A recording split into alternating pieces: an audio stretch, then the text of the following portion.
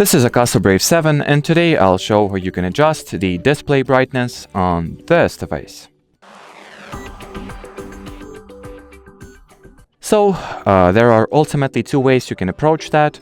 So first, take your action camera, power it on, and swipe downwards from the top edge of your display to open the control panel.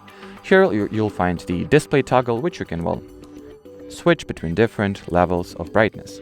It is not very precise, and if you would like to be able to precisely set the screen brightness and use the toggle to do that, go into Preferences, then scroll down, open the General Settings, Screen Brightness, and here you can, adjust your display brightness more precisely. And as far as this video goes, that'll be it. So should you have any further questions, leave them in the comments below. But as for now, thanks for watching and bye-bye.